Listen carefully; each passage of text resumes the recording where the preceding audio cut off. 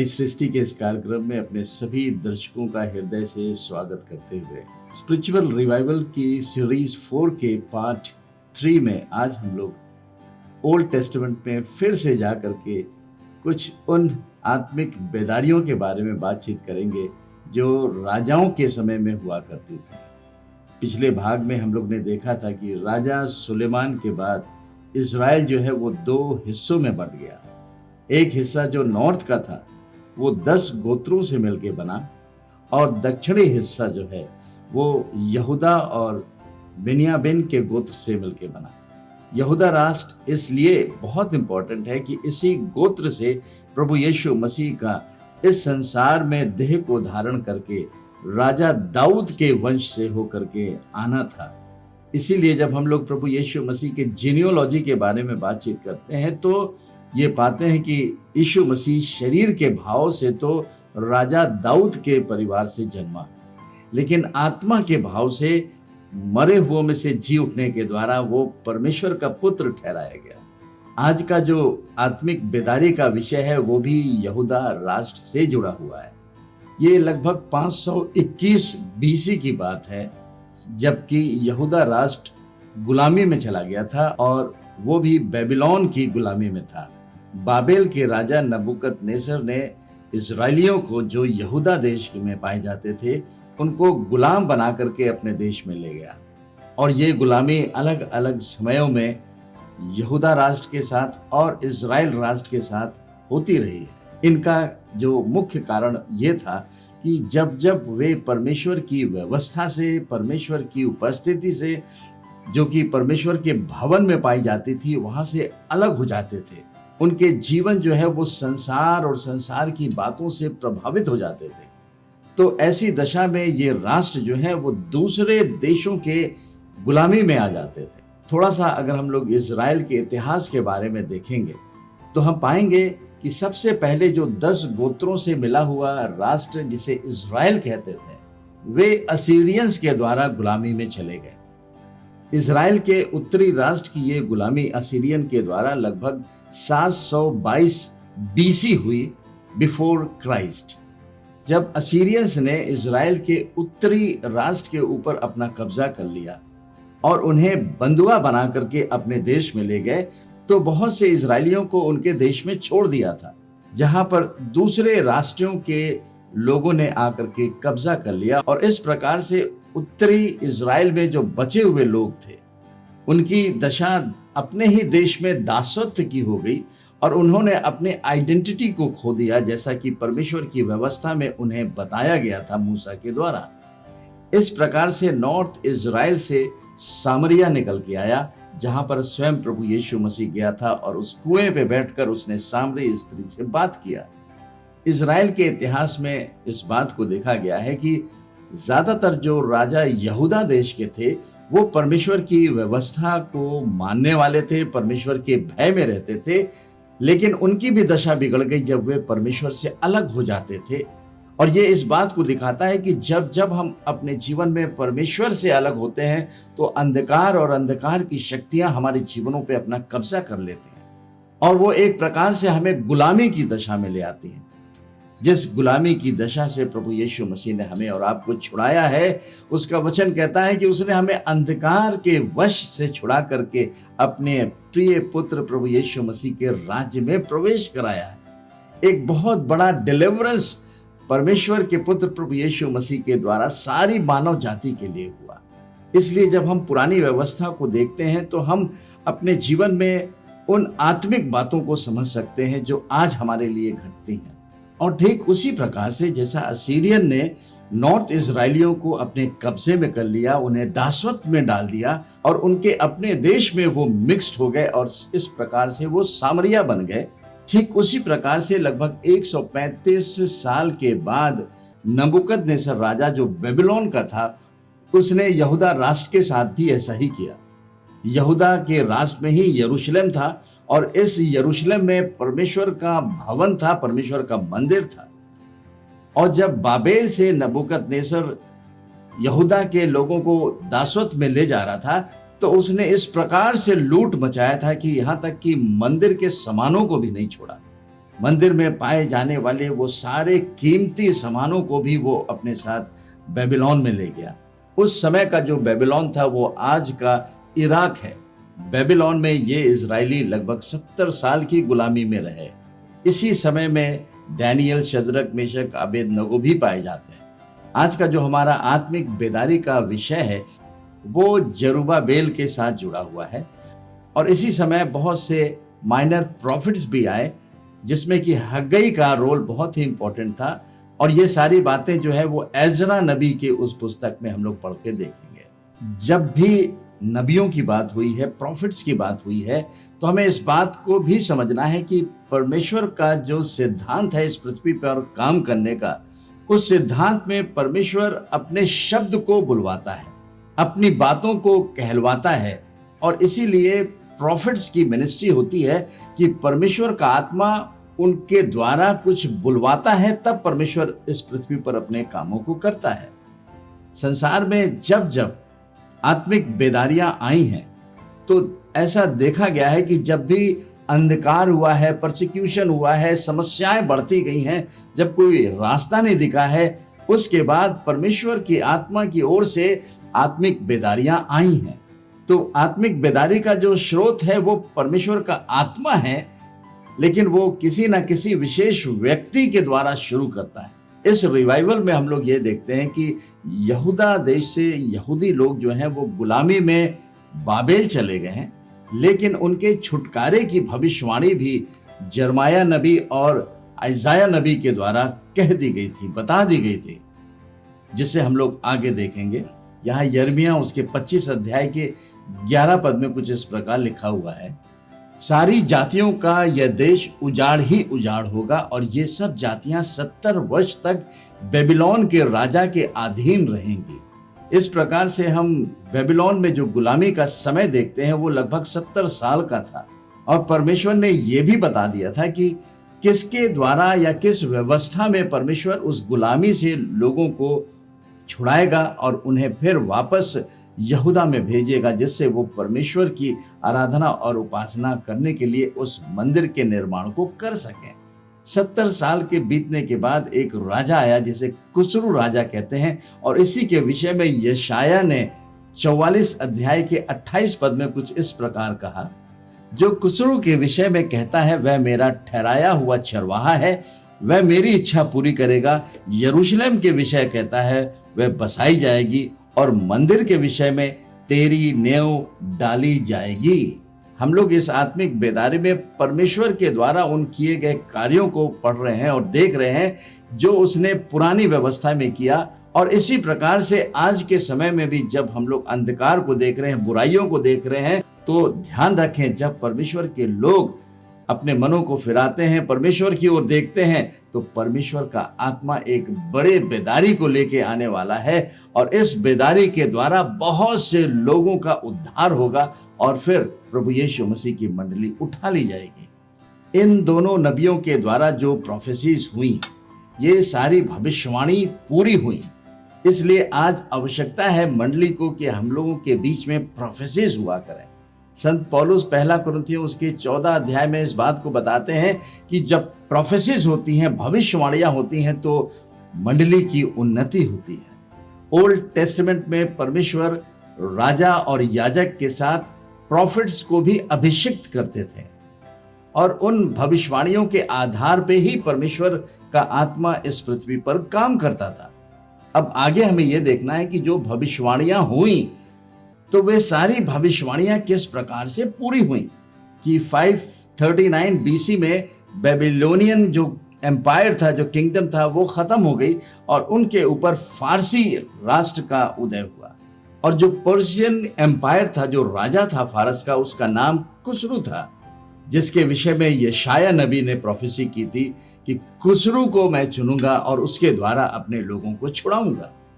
अब हम लोग एजरा नबी की पुस्तक से परमेश्वर की आत्मा की उस बेदारी को देखेंगे जो परमेश्वर के वचन के अनुसार हुई, और इसे हम लोग एजरा की पुस्तक उसके पहले अध्याय के पहले पद में जाके पढ़ेंगे और पाएंगे कि फारस के राजा कुस्रू के पहले वर्ष में यहोवा ने फारस के राजा कुस्रू का मन उभारा कि यहोवा का जो वचन यिर्मयाह के मुंह से निकला था वह पूरा हो जाए, इसलिए उसने अपने समस्त राज्य में यह प्रचार करवाया और लिखवा भी दिया।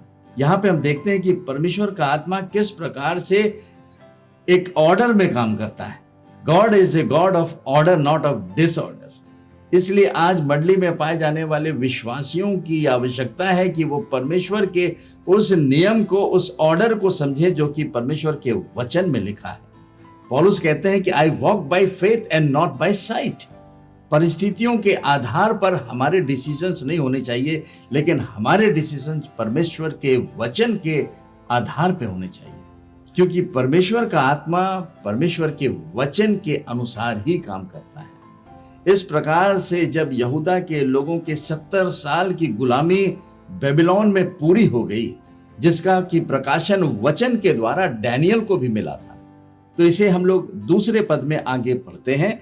फारस का राजा कुसरू यूं कहता है, स्वर्ग के परमेश्वर यहोवा ने पृथ्वी भर का राज मुझे दिया है और उसने मुझे आज्ञा दी कि यहूदा के यरूशलेम में मेरा एक भवन बनवा। परमेश्वर किसी से भी बुलवा सकता है, परमेश्वर किसी से भी काम कर सकता है। वो एक समय में गधी को भी बुलवा दिया था। और यहाँ पे हम देखते हैं कि यशाया नबी के वचन के अनुसार परमेश्वर ने इस कुसरू राजा के मन को उभार दिया और इस राजा से कहा कि इन यहूदियों को तू छोड़ दे और इनकी व्यवस्था कर कि वो जा करके यरूशलेम में अपने मंदिर, अपने परमेश्वर के भवन का फिर से निर्माण करें। तीसरे पद में लिखा हुआ है, उसकी समस्त प्रजा के लोगों में से तुम्हारे मध्य में जो कोई हो उसका परमेश्वर उसके साथ रहे, वह यहूदा के यरूशलेम को जाकर इज़राइल के परमेश्वर यहोवा का भवन बनाए जो यरूशलेम में है, वही परमेश्वर है। Hallelujah. The God of Abraham, the God of Isaac, God of Jacob, the God of Israel is यहोवा। ये कुसरू राजा के वर्डिक्ट हैं। और फिर चौथे पद में लिखा हुआ है, और जो कोई किसी स्थान में रह गया हो जहां वह रहता हो, उस स्थान के मनुष्य चांदी, सोना, धन और पशु देकर उसकी सहायता करें और उससे अधिक यरूशलेम स्थित परमेश्वर के भवन के लिए अपनी अपनी इच्छा से भी भेंट चढ़ाएं। फाइनेंशियल प्रॉस्पेरिटी जो है वो एक स्पिरिचुअल रिवाइवल का साइन है। परमेश्वर केवल हमारी आत्मा का उद्धार ही नहीं करता, लेकिन प्रभु यीशु मसीह के वचन के अनुसार, उसकी प्रतिज्ञा के अनुसार, जो उसने कहा कि सबसे पहले मेरे राज्य और धार्मिकता की खोज करो। First seek the kingdom of God and his righteousness and all things shall be added unto you, जिसका बहुत ही स्पष्ट प्रमाण हम लोग इस समय देख रहे हैं। राजा कुसरू ने न केवल यहूदियों के छुटकारे की घोषणा की, लेकिन इसके साथ ही उसने सारे यहूदियों के फाइनेंस की भी व्यवस्था की। यहां तक कि परमेश्वर के भवन को बनाने के लिए सारे फाइनेंशियल रिसोर्सेज को भी उसने अरेंज कराया। इसी एजरा के पहले अध्याय के 7 पद से 11 पद तक हम लोग पढ़ के देखेंगे कि परमेश्वर ने जब कुसरू के मन को उभारा तो उसने मंदिर के मरम्मत की भी सारी व्यवस्था कराई। और फिर इसके बाद हम लोग 5वें पद से आगे पढ़ के देखते हैं, जहां लिखा हुआ है, तब यहूदा और बिन्यामीन के जितने पितरों के घरानों के मुख्य पुरुषों और याजकों और लेवियों का मन परमेश्वर ने उभारा था कि जाकर यरूशलेम में परमेश्वर के भवन को बनाए। वे सब उठ खड़े हुए और उनके आसपास सब रहने वालों ने चांदी के पात्र, सोना, धन, पशु और अनमोल वस्तुएं देकर उनकी सहायता की। यह उन सबसे अधिक था जो लोगों ने अपनी अपनी इच्छा से दिया। इस प्रकार से हम देखते हैं कि परमेश्वर केवल हमारी आत्मा को ही नहीं बचाता, लेकिन हमारे संसार में रहने के लिए सारे प्रोविजंस को भी वो प्रोवाइड करता है। इसके बाद इतिहास के द्वारा राजा कुसरू को यह भी मालूम हुआ होगा कि जब नबूकदनेस्सर यहूदियों को यहूदा राज्य से अपने देश में गुलामी के लिए ले गए, तो उसने मंदिर को भी नहीं छोड़ा, वहां भी लूटपाट की और यहां तक कि वहां के बहुमूल्य पात्रों को भी उठा करके ले गया।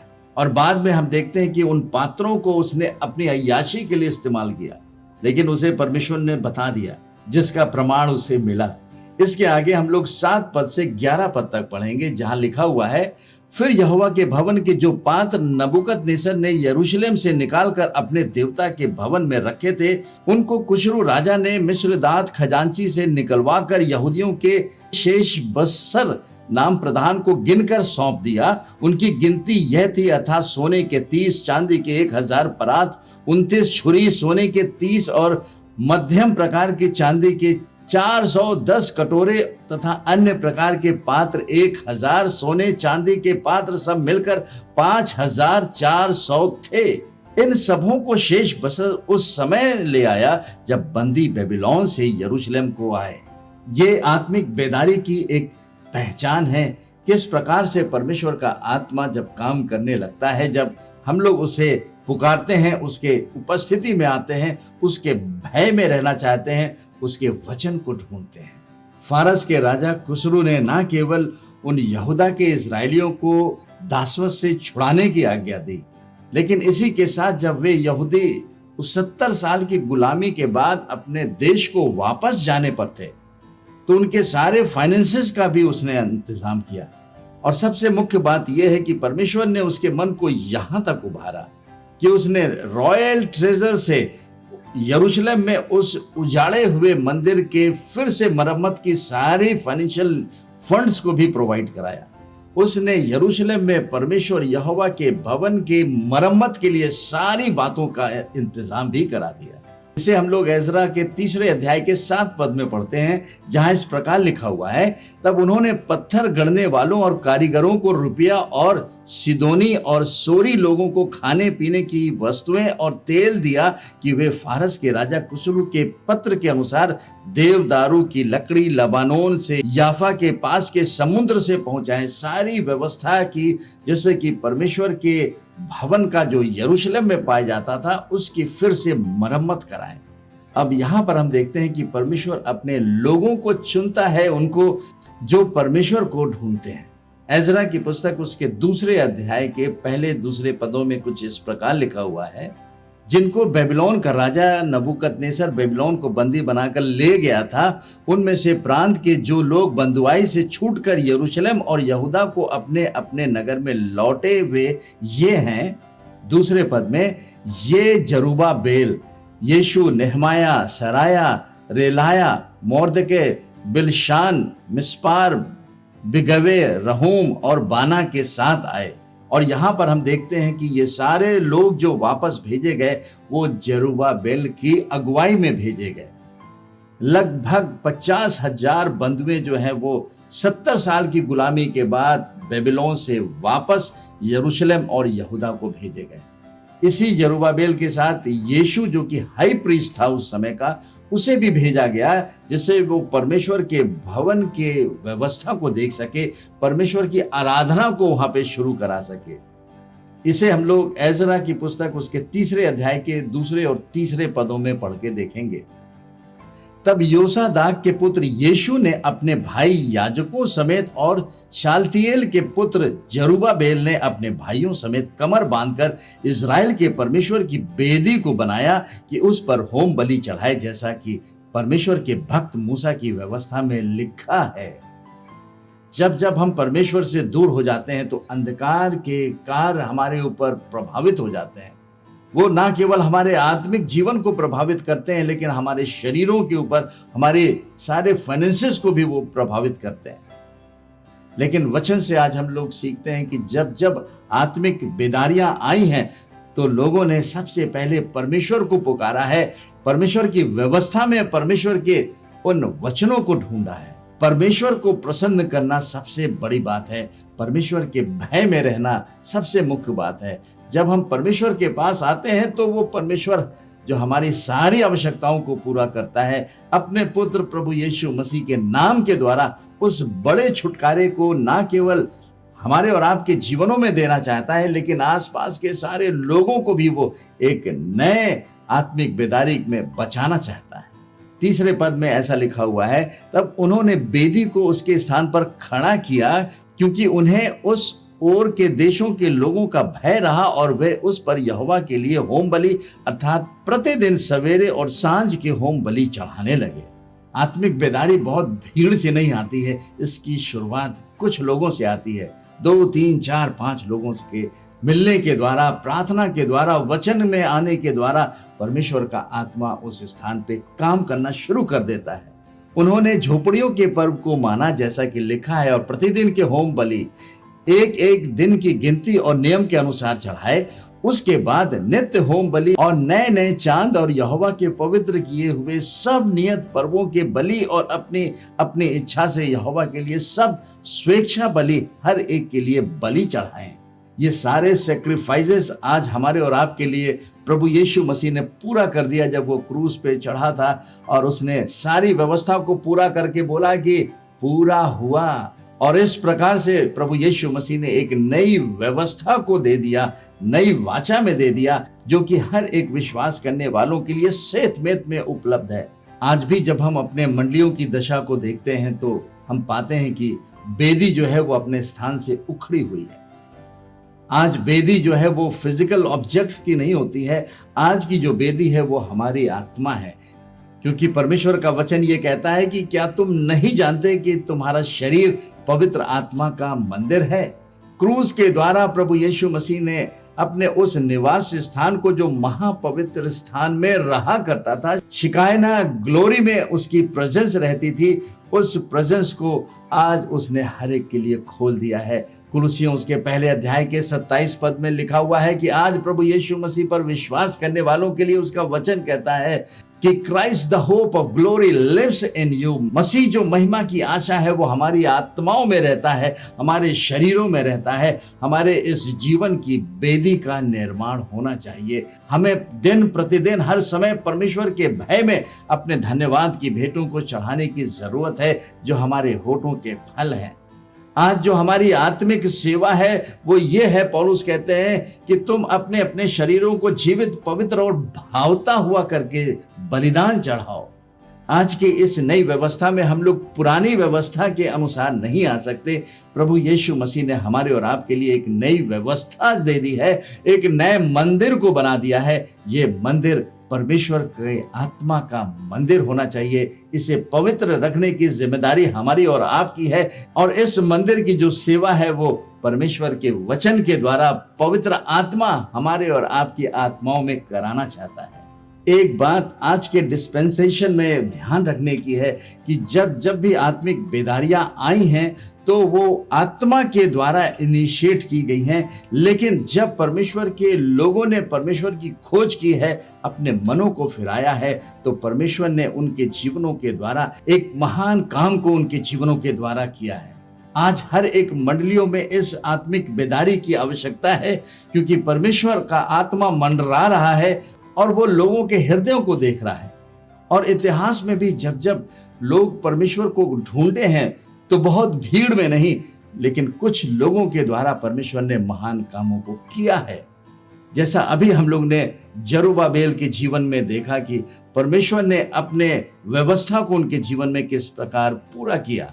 और जब जब इतिहास में इस आत्मिक बेदारी में कुछ लोगों के द्वारा परमेश्वर के राज्य के कामों को बढ़ता हुआ देखता है, तो अंधकार की जो शक्तियां हैं वो विचलित हो जाती हैं और वो लोगों को भरमाने का काम करती हैं। परसिक्यूशन की शुरुआत हो जाती है, क्योंकि परमेश्वर और उसके लोगों से जो सबसे ज्यादा भय खाता है वो है दुष्ट आत्माएं, शैतान की आत्माएं।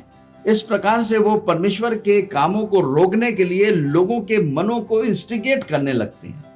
ऐसा ही जरुब्बाबेल के समय भी हुआ। बहुत से वे यहूदी जो सामरिया में थे, सामरिया प्रदेश में वे बचे थे जो कि इजराइल के 10 गोत्रों के लोग थे, जिनको कि असीरियन ने अपने देश में गुलाम बना लिया था। लेकिन जो बचे हुए यहूदी सामरिया में रह गए थे वो मिक्स्ड हो गए थे। उनका जीवन, उनका चाल चलन सब कुछ संसार के अनुसार हो गया था। वे मूसा के द्वारा परमेश्वर की दी हुई व्यवस्था से दूर हो गए थे, उन्हें पता भी नहीं था, वो भूल चुके थे। और जब उन्होंने यरूशलेम में परमेश्वर के भवन की मरम्मत को देखा और वहां पर उन यहूदियों के द्वारा जो बेबीलोन से छूट के आए थे वे परमेश्वर की आराधना स्तुति करने लगे, तब सामरियों के मन में विद्रोह उत्पन्न हो गया और उन्होंने यरूशलेम में परमेश्वर के भवन में जो मरम्मत का कार्य हो रहा था, उसके लिए सारे फाइनेंसेस आ रहे थे, उसको रुकवाने के लिए बहुत सी चिट्ठियां भी लिखी और इन चिट्ठियों में यरूशलेम के भवन के निर्माण को रोका गया, जिसका समय लगभग 16 साल का था। यहां पे आज हम लोग ने पहले फेज में जो बेबीलोन से यहूदी लोग छूट के आए थे 70 साल के बाद, उनके द्वारा परमेश्वर के भवन में परमेश्वर की आराधना, उसकी स्तुति, उसकी प्रशंसा की शुरुआत को देखा है। और ये सारे कार्य जो है वो जरुब्बाबेल और उसके साथ जो महायाजक था जिसका नाम यीशु था, उनकी अगुवाई में हुआ। लेकिन जब सामरी देश के यहूदियों ने इसके खिलाफत की तो हम देखते हैं कि लगभग 16 साल तक इस मंदिर के मरम्मत का काम रुक गया, जिसका अध्ययन हम लोग अगले भाग में देखेंगे, जहां पर हग्गई नबी और जकरिया नबी के द्वारा इन कार्यों की फिर से शुरुआत की गई। आज मंडली में पाए जाने वाले प्यारे भाइयों और बहनों, परमेश्वर का आत्मा एक बार फिर से एंड टाइम रिवाइवल को भेज रहा है। और इसका कारण यह है कि बहुत से संतों ने बहुत आंसू बहाए हैं, बहुत दुख सहा है, लेकिन आज आवश्यकता इस बात की है कि मंडली में पाए जाने वाले विशेष करके अगुवे जो हैं, परमेश्वर के भय में चलने का जो तरीका है वो है परमेश्वर का वचन, परमेश्वर के वचन में बनने, परमेश्वर के वचन को समझाने, परमेश्वर के वचन को पूरा करने के लिए परमेश्वर का पवित्र आत्मा है, जो प्रभु यीशु मसीह के नाम से उंडेला जा चुका है on the day of Pentecost. क्योंकि पेंटिकोस्ट के ही दिन जब पवित्र आत्मा उतरा तो 120 लोग पवित्र आत्मा से भर गए और वो सब अन्य अन्य भाषाओं को बोलने लगे। और पतरस खड़े होकर के उस यीशु मसीह के सुसमाचार का प्रचार करता है और लोगों ने उद्धार पाया। आज फिर से उस समय में हम लोग आ गए हैं जबकि अंत का समय है। इस अनुग्रह के अंतिम दिनों में आज मंडली होके जा रही है। जरूरत इस बात की है कि हम अपने जीवनों को परमेश्वर के सामने समर्पित करें, उसके वचनों में ध्यान दें, उसकी आत्मा से भरें और परमेश्वर के उस बड़ी योजना में सहभागी हो जाएं जो अंत के समय में वो करने जा रहा है। यदि आज तक आपने उद्धार पाने के बाद पवित्र आत्मा के उस भरपूरी को नहीं पाया है तो परमेश्वर का आत्मा कहता है कि विश्वास के द्वारा वो आपकी आत्मा से वो जीवन जलों को बहाना चाहता है जो नदियों की तरह बहेंगे। अंधकार के कार्यों का नाश होगा, लोग उद्धार छुटकारा पाएंगे और फिर इसके बाद प्रभु यीशु मसीह अपनी ग्लोरियस चर्च को इस पृथ्वी पर से उठा लेगा। आइए हम प्रार्थना करें। हमारे जीवित और दयालु अनुग्रहकारी पिता परमेश्वर, प्रभु यीशु मसीह के नाम से हर एक संसार में पाई जाने वाली मंडलियों के लिए प्रार्थना करते हैं कि हर एक मंडली के अगुवे, हर एक मंडली में पाए जाने वाले विश्वासी तेरी आत्मा से भरे जाएं, तेरे वचन के अनुसार वो चलें और उस आत्मिक बेदारी के द्वारा सारे संसार में एक बहुत बड़ा रिवाइवल जिसे तू भेज रहा है उसके हम भागी हो जाएं, बहुत सी रूहें बचाई जाएं और इसके बाद प्रभु यीशु मसीह तू अपनी मंडली को उठा ले जाएगा, जिसके लिए हम अपने कुप्पियों में तेल भरे रहें। इस प्रार्थना को आपके पुत्र अपने उद्धारकर्ता प्रभु यीशु मसीह नासरी के नाम से मांगते हैं, आमीन। प्रभु आपको बहुत बहुत आशीष दे।